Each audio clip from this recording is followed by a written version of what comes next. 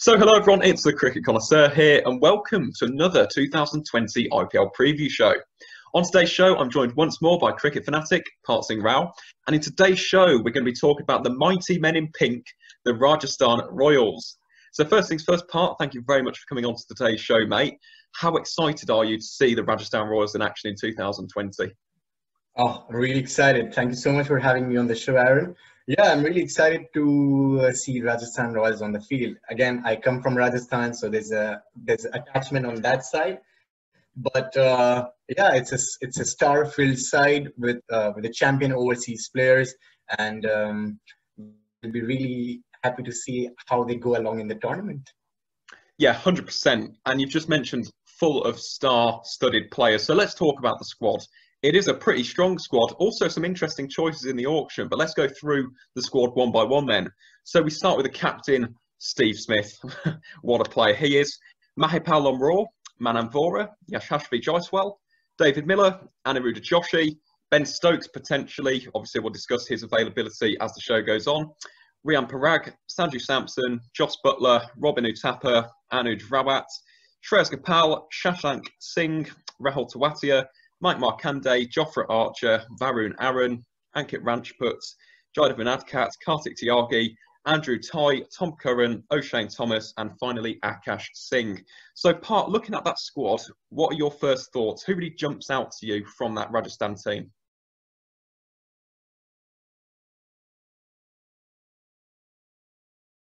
Yeah, I believe it's slightly unexperienced side when you leave the overseas player away. But when you bring those overseas players like the likes of Butlers, Smiths, Jofras, Millers, Stokes, oh, this is side you on any day if these individuals perform, they can cause real pain to any opponent. So it's a good side. I believe it's slightly inexperienced, but that's the boxes they ticked in this year's auction. They went with Robin Uthappa and for a budget of 3 crores, which was a good price for that deal. Why? Because they wanted that experience as an Indian experienced player. And you do not see any Indian experienced player in this side. So for me, if this side needs to progress, the Indian players need to deliver. And I think this will be a dangerous side to watch for. Yeah, definitely. And we've got some very, very interesting players in there, the likes of Jos Buttler, Ben Stokes, if he does play. You've got some fantastic young Indian talent as well. The only thing that I will say about this team, I almost think that they're building more so for the future. Almost like Delhi used to do when they just used to stack the young talent. I mean, you look at the likes of Jaiswal, you've got Rian Parag in there, Kartik Tyagi, who had a real standout tournament in the 2020 Under-19 World Cup in South Africa. So I look at this team, it's a very interesting balance of both youth and experience. So let's kind of delve deeper into this squad then. Let's first analyse the strengths. Now, I think the first obvious strength is the overseas players. Of course it is. They've got one of the strongest, arguably the strongest overseas contingent at this tournament. The likes of Steve Smith, Jofra Archer, Buttler, Stokes, Miller, Tom Curran. They have got all experience in the IPL and in their own right are all match winners. So, Part, what do you make of their strong overseas contingent? Do you think that they can win the matches alone? Or do you think they're also going to have to rely on Indian players as well to kind of complement this real massive core of overseas players? Yeah, as you said, it's a really, really strong overseas contingent.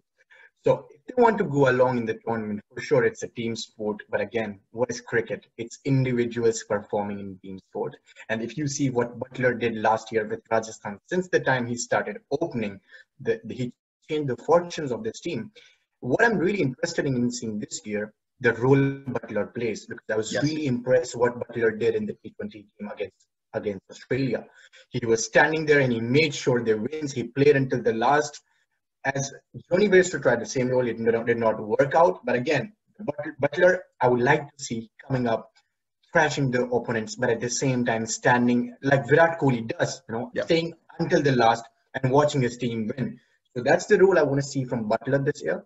But again, Buttler, Steve Smith, Jofra Archer, and Ben Stokes depends on the availability. But if they are there, they can win the games single-handedly. They can do it. They've done it. They're doing it against Australia. What we are seeing so far, one of the major positives with this overseas players, they are in form. Buttler, he's in form right now. Jofra Archer, last year I was doubtful, but this year he's coming with his peak of his white ball form as well, which is really important. So Jofra Archer is in his form. Steve Smith still needs to get going, find that rhythm, and again, we know what he's capable of. And Ben Stokes, what a player he is. He did not have a successful IPL after the Pune, what he delivered for Pune. But again, the kind of form and confidence he will be coming in, I'm sure these four players on a given day, they can win you games single-handedly. But this side, they need a good balance from the Indian players as well. What concerns me? What is their strength?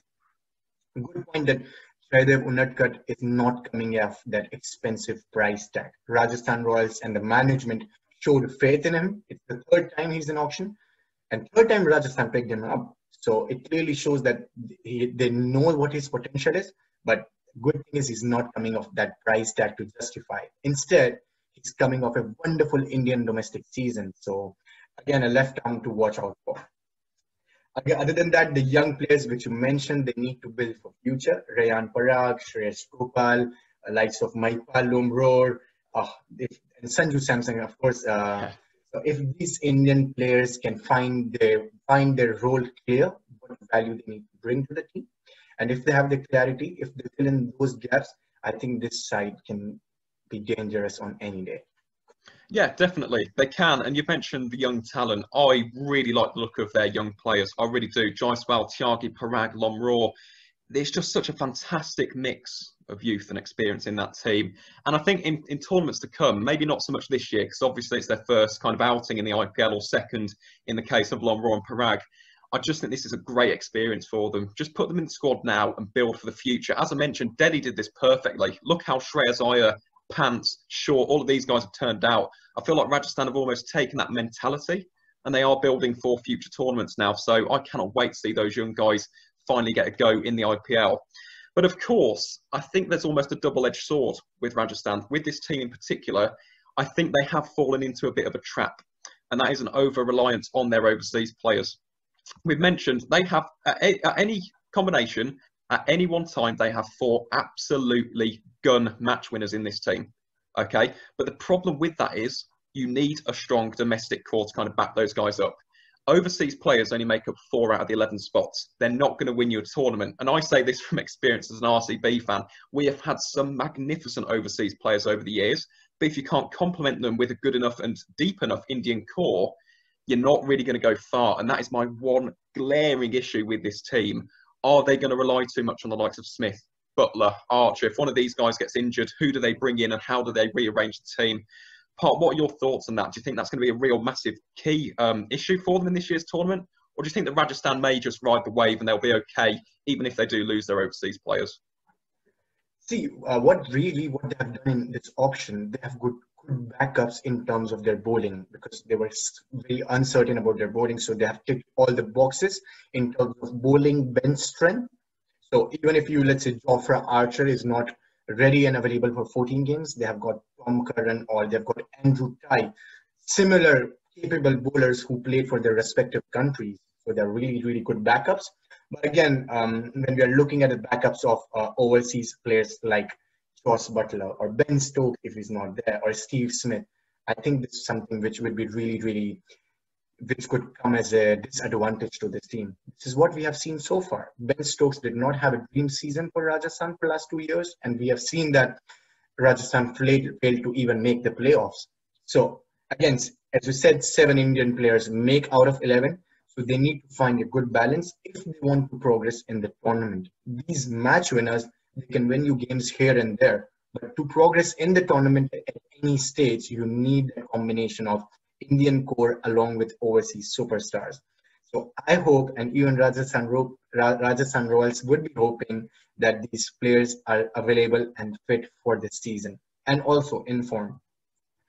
Having said that, they have something in their advantage as well. Normally, the IPL was in May and June, and then English summer gets started. So these players, Butler and Jofra, they leave midway season. But this time, if Rajasthan wants to make playoff and even potentially would like to play finals, these players would be available throughout the season and expecting to deliver.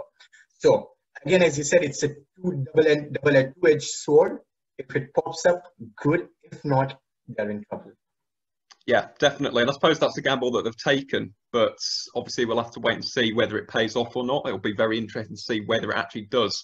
But in addition, obviously, to those world-class overseas players and the over-reliance on them, we have, of course, mentioned the young players. Now, I'm looking at their core of Indian players. You could argue with these young players, they are inexperienced. That's more than fair to say. I mean, they're 20, 21 years of age. Kartik Tyagi's 18. We can't expect them to come in and become world beaters straight away. They're going to need time to develop their skills and really refine their kind of talents in the IPL. So I'd also say that's another, I wouldn't say that's as glaring. I just think that's an issue that obviously is going to smoothen out over the years. But for this year, while they are still raw prospects, I just think that could hamper them slightly. What are your thoughts on that part? Yeah, certainly. See, young talent is something we call investment. And what we have seen Delhi did so well, they invested in young talent, and we all saw the results. They are almost tournament favorites this year. Everybody's backing Delhi Capitals this year. So again, I believe these young Indian contingency is actually an investment, and it all depends how fast they grab the learning, because this cricket is a sport which moves so fast. You have to grab and learn and deliver in that really short span of time. So let's say if they invested in Yashasvi Jaiswal, which they did, he will bat along with Butler, Steve Smith, Sanju Samson. And if he learns, if he can give you that quick 40 or 50 during the tournament, then they're looking at long-term investment. And I think for the likes of Yashasvi Jaiswal or, Kartik Tyagi, as you mentioned, or even Rayan Parag, they are possibly India future players. So if they learn with the best of the best, I think during the midway or in the last end of the tournament, you will actually start seeing the return on investment from these players. Yeah, definitely. And I think that's very fair to say. And I suppose keeping on the theme of these young players, we'll move on to our next segment, I suppose, which is the player to watch. Now, Part, I'll start with you. I have got a very interesting choice for mine. I'll be interested to obviously hear your thoughts. Who is your player to watch for the people at home? Who do you think fans of the IPL should really be looking out for in this Rajasthan outfit in 2020? So I have got a good balance this time that of players to watch out for. One of the senior players and one of the players as an emerging talent to watch out Yep. for.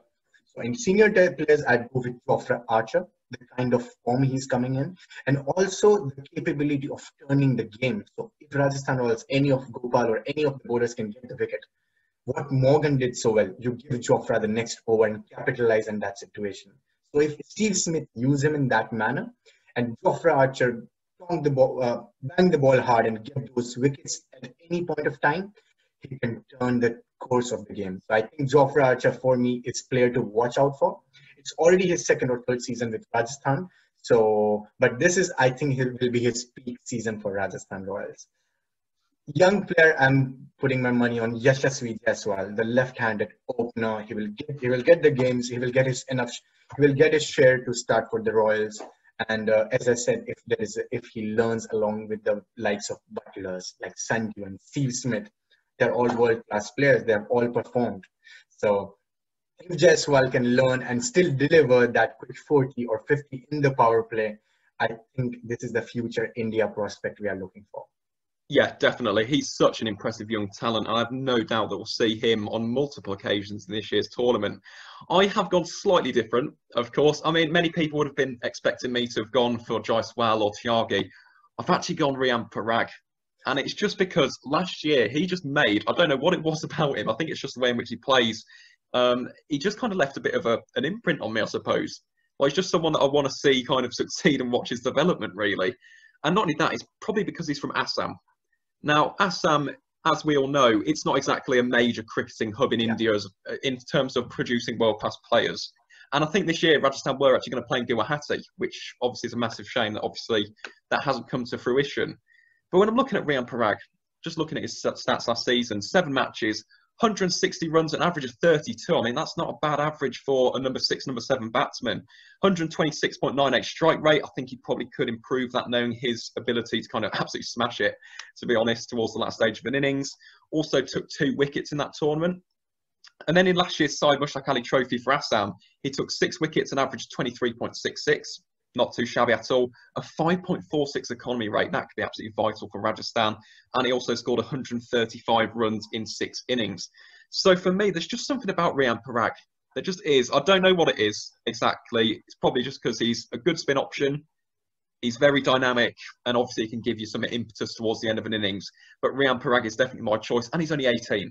So Yeah, definitely the future. that's a very interesting mention, Aaron, coming from Assam, because that's not the state like powerhouse of Indian cricket. When we look at players from Karnataka, Yeah, Tamil Nadu, Delhi, or Mumbai, for that sake, but he's the player who's coming from Assam, and if he performs in Syed Mushtaq Ali, he will not be highlighted like KL Rahul, Manish Pandey, what they do in the Syed Mushtaq Ali or in the Indian circuit. So that's a very, very interesting thing to see. The talent is coming from the small states. There's another player called Abdul Samad coming from Jammu and yeah. Kashmir, which we have mentioned in another episode. But yeah, so that's very, very good to see players coming from small state and coming to the franchisee cricket. Definitely. And for anyone at home, please let us know who your want watchers as well. Do you think there's anybody else in this team who we should really be looking and keeping an eye out on? Please do let us know in the comments. But moving on from players to watch, we move on to the segment which everyone loves. Okay, it's our predicted strongest 11. So, Part, I'll give you the honours. You can start in this segment. Who would you say makes your strongest 11 for the Rajasthan Royals this year? All right, yeah, that's a segment everybody loves, isn't it? So I went with Josh Butler and Yashasvi Jaiswal as my openers. I wanted to go for Robbie Uthappa as an Indian opener, but again, I have kept him for the other part of the tournament. So in the beginning, let's say for the first game, I'll go with Josh Butler and Yashasvi as my openers. Butler taking my first overseas slot. Coming number 3 is Sanju Samson. Now, Sanju Samson, he needs this dream season, and not only for Rajasthan Royals, but also to prove his point that he belongs in the Indian team right now. Because Indian team would be very happy to find a wicketkeeper batsman of any caliber. So if Sanju Samson gets that season of 500 runs, because he has the talent, we all know what he can do. And the problem with him was his consistency. So if he delivers this season with the consistency and also as a role of a senior player, because he's not that young player anymore in the first or 2 years of the season. He's an experienced player now. If he takes responsibility and brings that value to the team, I believe this is another player could be to watch out for. So Sanju Samson coming at number 3, Steve Smith coming at number 4.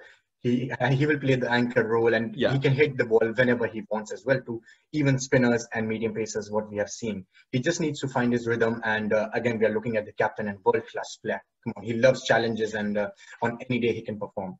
So coming at number 4, Steve Smith. Number 5, it's a tricky part. What we are hearing from Rajasthan Royals coach Andrew McDonald, he said the availability of Stokes is still unknown. So we do not know he will be there for first half or second half or at all. So assuming the fact if Stokes is available throughout or midway the tournament, Stokes comes at number 5, taking the slot of third overseas player. But if Stokes is not available, then what do we do?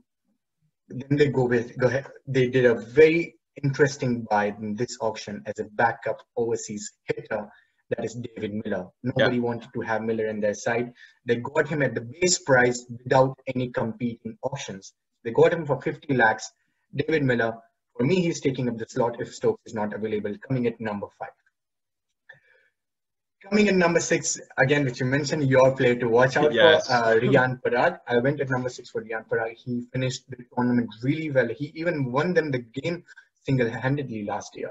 So Rian Parag, we all like to see how he evolved during the season, and he will start in the side as well. Again, given the fact he can give them a couple of overs in the wicket taking in the situations. Now, number 7, I went with our leading leg spinner, Shreyas Gopal from Karnataka. He's coming as a senior. He will be leading the spin attack in this side. It's not his first year. He's experienced already. He has taken an IPL hat-trick already. And he has dismissed the likes of Virat Kohli as well. So again, he will be the leading leg spinner in this side. He will be leading, of course, Mayank Markande as my very interesting trade. So before coming to Mayank Markande, I would like to mention that Rajasthan Royals took a trade of Krishnappa Gautam, who went for Punjab, and then Markande came in the side from Delhi. We don't know the process behind it, but now the IPL is in Dubai. Will they miss Gotham in that side as a finger spinner? Yes, they should, because Yeah, they do I'd not have a agree. finger spinner.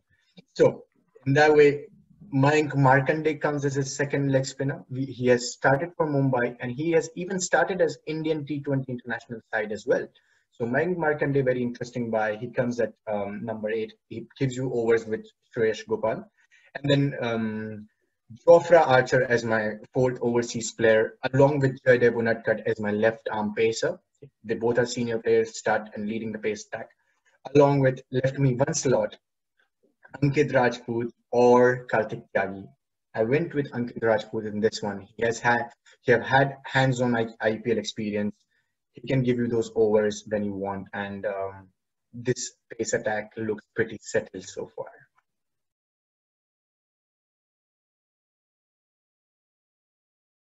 Yeah, I like that pace attack indeed. That does look like a very well balanced pace attack as well. You mentioned Unad Kati gives you a fantastic angle as well. Obviously, bags of IPL experience.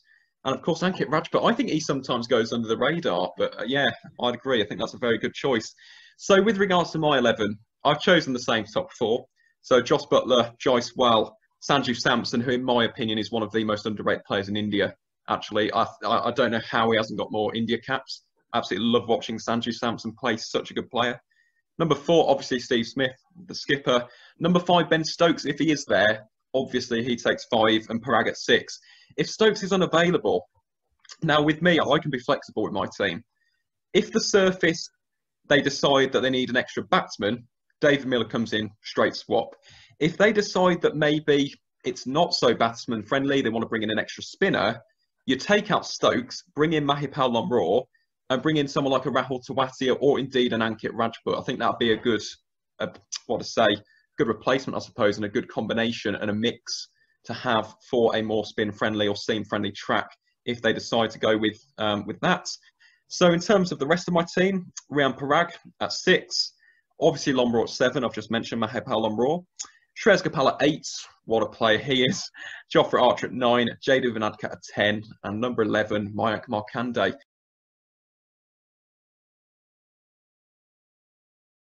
Anything that I will say again, though, if Ben Stokes isn't there, they're going to have a bit of an issue. I do think that because you can't really replace Ben Stokes in that team. They haven't got an all-rounder of the same calibre. So they have to either go with a specialist batsman and bring in an extra bowler or vice versa. So that's the only thing that I will say. If they have Ben Stokes, though, that's a very, very well-balanced lineup indeed, isn't it, Part? Sure, certainly. I mean, if Ben Stokes is not available, they will miss him for sure. But again, this lineup looks pretty balanced. They have got, now we're talking about the backups like Andrew Ty and Tom Curran, and this is a very interesting backup as well. So with regards to that, I believe this is a quite balanced side. And if they figure out the roles and clarity in the middle order and figure out their spin lineup as well, because I'm sure they will miss Gautam, as I mentioned. Yeah. So if they figure out their spin lineup as well, I think they can well be on their way on the top of the table as well. Interesting. That's very bold. But you mentioned the bench. Who then really stands out to you on the bench? What about Shashank Singh? He's an interesting one because you've mentioned a lack of an off spinner. Do you see him maybe coming into the lineup in Abu Dhabi, for example? Yeah, for sure. If the wickets are turning, if the wickets give you, like you said, the Abu Dhabi wicket, which is really spinner friendly, then you can. This is the interesting thing about Rajasthan Royals. So if the wicket is turning, you can actually make way of one of the medium pacers, or a batsman can make way for Shashank Singh, as you mentioned. But I don't see him starting in this IPL. Young talent needs to learn, again, keeping the future in mind. One of the backup I would like to see in the playing 11 during the course of the season. Actually, two backups to mention here. Manan Vohra and Robin Uthappa. Yes. These are two strong Indian backups. They are strong players for their state teams. Manan Vohra has been playing wonderful cricket for Punjab so far. He has had hands-on experience for RCB and IPL experience as well. So if, let's say, Yashasvi is not giving that value which you want from young talent, and even if Yashasvi is not giving you that value, if your top guns of overseas players are not firing, then you can actually put in Manan Vohra in the middle order to make it more stronger in course of David Miller, and can bring in another spin-on option.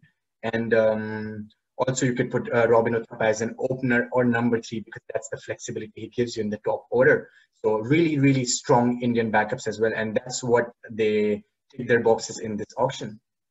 Yeah, definitely. I'm glad you mentioned Manan Flores, someone again who just seems to fly under the radar. Like what to say, I'd say a few times in the season, if he plays, I don't know, 4 or 5 games, I think he could be an absolute asset for Rajasthan. He really could. And not only that, he's a very flexible player.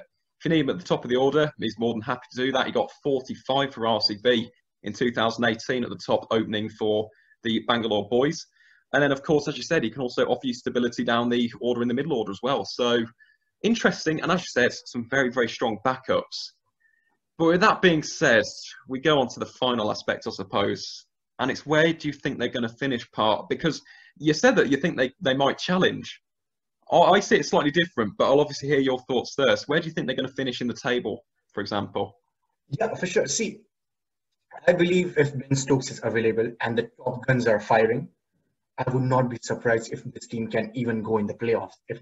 Because that's what it takes. And if the top overseas players, if Chopra and Butler are having season of their dreams, and with some good value from Sanju and other Indian players, I believe they can go in the playoffs as well. But again, this team so far looks like a firecracker to me. If they burn, they can burst and they can do well. If not, if they do not burn, they could fail as well. And I would not be surprised if they even be at bottom of the table or in the playoffs. So that's the kind of team it's kind of two double-edged sword, isn't it? So if they perform well, playoffs. If not, would be really difficult to find momentum, especially when in this IPL, all the teams are having such rich balance. Definitely. In my view, I'm going to be honest, I like the Rajasthan Royals. Obviously, they've got some fantastic English talent, got some great young Indian talent as well. For me, there's just something about this, probably because they do rely on the overseas. And obviously, for those who don't know, I'm an RCB fan. I've seen what that can happen, what that can lead to in an IPL, and usually it doesn't pay off. So I'm quite hesitant to say they'll make the playoffs. My prediction I've got written down is 7th or 8th. But with that being said, that is for this year's tournament. When you look at the likes of Delhi, for example, Delhi for years didn't make the playoffs, and now look at the payoff. As you said, the investment in the likes of Shaw, Iyer, the young gun of Rishabh Pant, for example. They have the weapons here in Rajasthan. They have the young talent. I just don't think it's going to pay off this year. I don't think it's going to be an instant payoff. I think this will take at least 2, if not 3 IPL seasons, and then they will really be challenging. But I think this season, maybe just keep the expectations a little lower. And that's completely fine. As I said, they're a bit of a project team. I think they're building for the future. So I'm going to say 7th or 8th this year. But I will say the future's looking very, very bright for the men from Jaipur, to say the least. I really do. I think they've got a wonderful core of young, talented Indians. And yeah, I wish them nothing but the best of luck in the future either. I think they've got quite a nice young team coming through the ranks there. But before we wrap up today's show parts, let's end on what we usually do. Any social media to plug, for example, Instagram, Twitter, YouTube, for example, that anyone at home can go and follow and subscribe to? Yeah, for sure. After a tough year, we are coming in for a rich cricket season. There are 60 days of cricket so far. So please follow Cricket Honestly. I'll put the link in the description, and we'll come up with a lot of interesting content this season. Yeah, definitely. And I can't wait. Cannot wait for the IPL to begin, as can many people. It's been far too long in 2020, and finally we get to see the Indian Premier League come to fruition in 2020. But yeah, just before we wrap up, if you also want to go and follow my social media, you can find them in the links down below. And of course, subscribe to the channel. We're going to have plenty more content over the next few months with the IPL, Big Bash coming up later on in the year as well. So please do go and hit that subscribe button. But thank you as always for tuning in, guys. And as always, we'll see you on the next one.